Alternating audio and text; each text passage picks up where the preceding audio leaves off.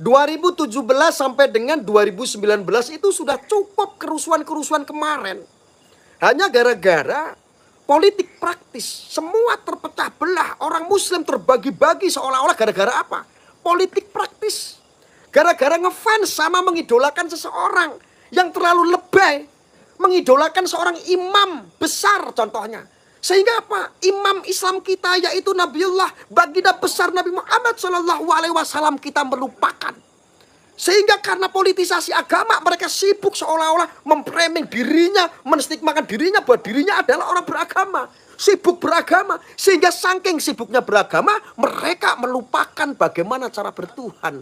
La haula wala quwata.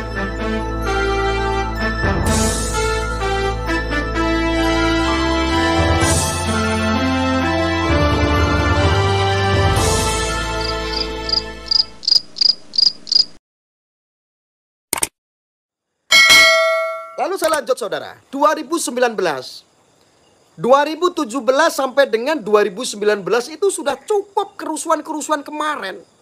Hanya gara-gara politik praktis, semua terpecah belah, orang muslim terbagi-bagi seolah-olah gara-gara apa? Politik praktis. Gara-gara ngefans sama mengidolakan seseorang yang terlalu lebay, mengidolakan seorang imam besar contohnya. Sehingga apa? Imam Islam kita yaitu Nabiullah baginda besar Nabi Muhammad SAW kita melupakan. Sehingga karena politisasi agama mereka sibuk seolah-olah memframing dirinya, menstigmakan dirinya bahwa dirinya adalah orang beragama. Sibuk beragama. Sehingga saking sibuknya beragama mereka melupakan bagaimana cara bertuhan. La haula wala quwata illa billah. Masya Allah. Maka dulu guru besar kita Gus Dur itu pernah ngomong, pernah dawuh sama umat. Somben manusia itu kalau taunya cuma syariat bakal tersesat. Syariat itu penjawatan daripada cara. Tahu caranya tapi ora iso nglakoni.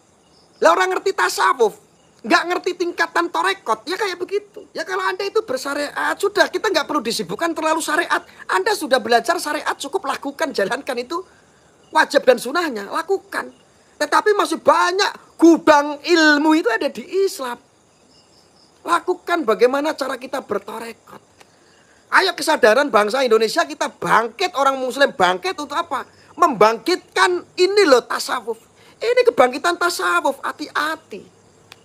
Banyak orang munafik, banyak orang-orang yang mengaku suci menjual kemuliaan agama. Kesucian agama didagangkan sama mereka-mereka hanya untuk kepentingan perut, hanya untuk kepentingan nafsu syahwat mereka. Otaknya ngacengan, yang kayak begitu. Hati-hati. Makanya bertasawuf, belajar torekot. Ada ulama-ulama kiai torekot itu ngaji dengerin, sering-sering ya membuka wawasan lah. Seperti ada Sang Mursyid Maulana Habib Lutfi bin Ali bin Yahya, ada Kiai Mukhtar Mukti. Sang Mursyid torekot ini kan memberikan kajian-kajian tasawuf yang sangat luar biasa. Lah menyambung IKN saudara. Jangan sampai ibu kota negara yang nanti, ini kan sudah eksekusi pembangunan berjalan IKN. Dan suatu saat nanti kalau sudah siap pasti akan dihuni. Ibu kota akan dipindahkan ke Kalimantan.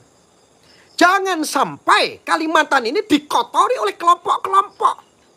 Sebuah salah satu golongan yang selalu mendengung-dengungkan atas nama agama. Harusnya mikir gitu loh. Kalimantan harus kita jaga marwahnya dari kelompok-kelompok golongan seperti itu.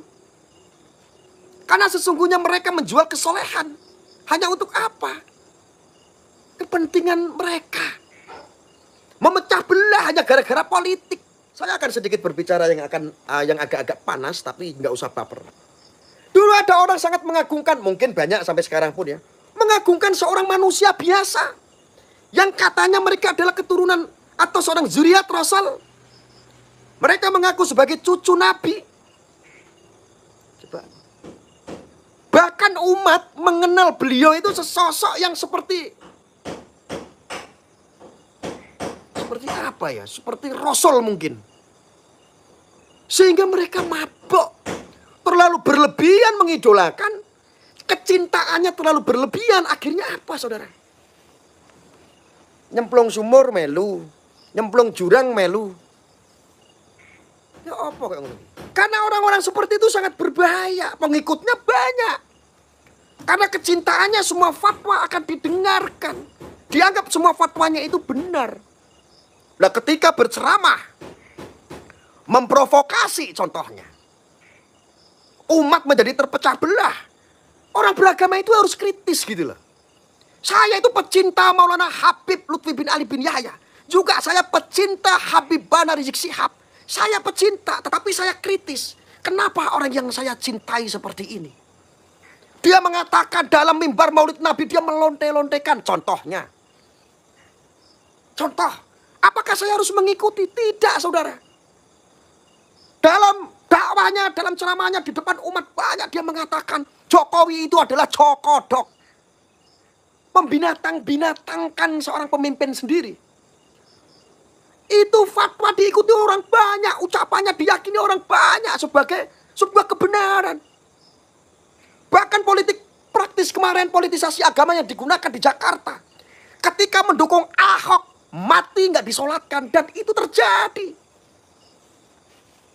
Saya marah sebagai orang muslim. Seolah-olah muslim itu mengajarkan seperti itu. Itu dilakukan oleh mereka, para bedebah-bedebah, dajjal keranjingan. Yang mengatasnamakan agama. Mendidih darah saya. Agama saya dicoreng, ajaran Rasul diselewengkan. Seolah-olah itu menjadi ajaran Nabi. Menjual kesucian agama. Bangke tidak orang-orang seperti itu. Bangke. Apakah karena kecintaan saya dengan seorang Habibana Rizik? Seandainya. Tapi alhamdulillah saya tetap menghormati beliau. Terus saya saking cintanya sama Habib Rizik, terus semua fatwanya harus saya ikuti ketika dia salah. Bahkan saya sampai pernah mengkritik, saudara. Ya nggak cuma saya ya. Karena ini akan lebih jauh membuat sebuah dosa zariah ketika itu salah dan umat mengikutinya. Seperti fatwa-fatwa mendukung ISIS. Saya mengkritik. Saya dihujat umat sendiri. Arya, kamu tidak akan mendapat syafaat dari Nabi. Kamu gak akan dapat syafaat Rasulullah. Itu fakta yang terjadi seperti itu. Katanya kita sesama muslim harus saling mengingatkan. Ketika kita mengingatkan, kita dihujam, kita didatangin, kita digeruduk sama kelompok-kelompok itu. Tapi geruduknya orang-orang awam.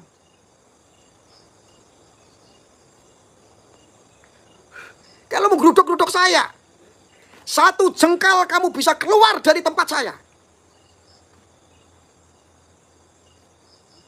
Kalau kamu bikin masalah, saya bertaruh. Jangan orang-orang awam dipersekusi. Ada orang mengkritik, bukan diajak tabayun, maksudnya apa? Dipersekusi, digeruduk, apa-apaan yang kayak begitu. Ini negara-negara demokrasi gitu. Ini loh berbicara baik, walaupun cara penyampaian saya memang ekstrim begini.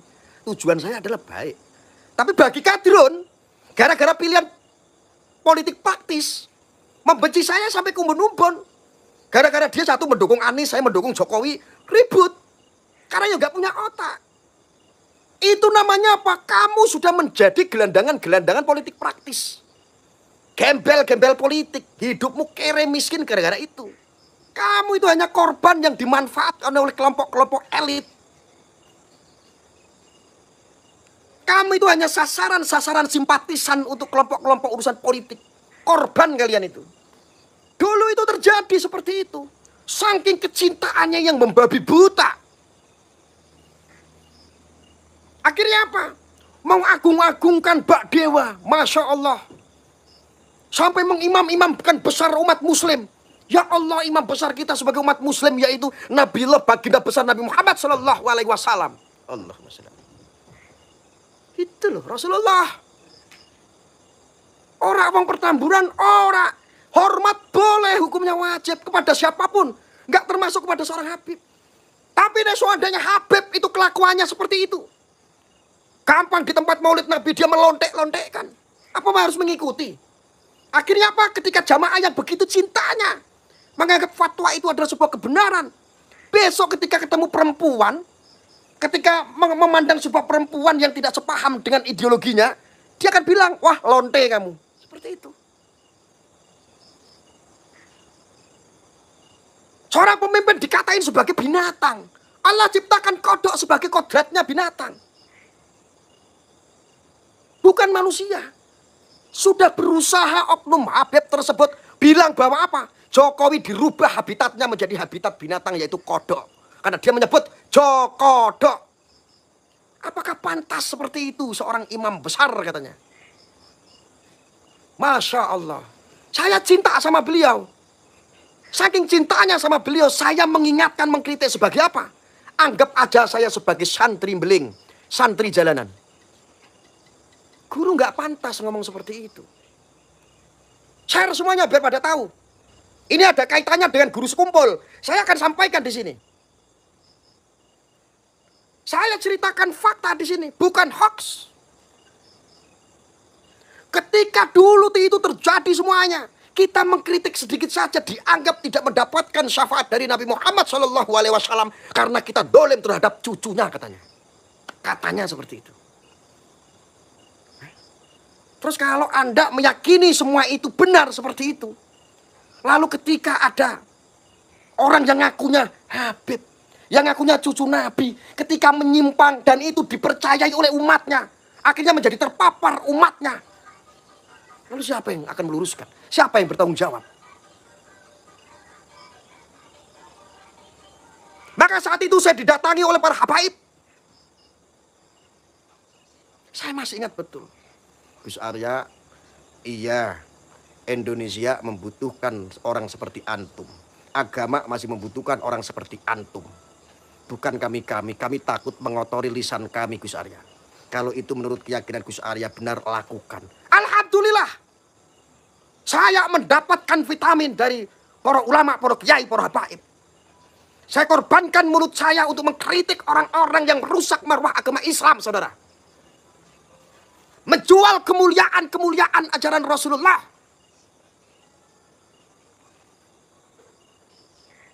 Saya harus mengikuti. Ngaku semuanya orang NU, ngaku semua sebagai Ahlussunnah wal Jamaah. Orang Aswaja mengharamkan yang namanya demo anarkis. Kenapa mereka berdemo? Katanya itu syariat Islam, katanya menegakkan syariat Islam. Itu banyak memunculkan kemudaratan, saudara.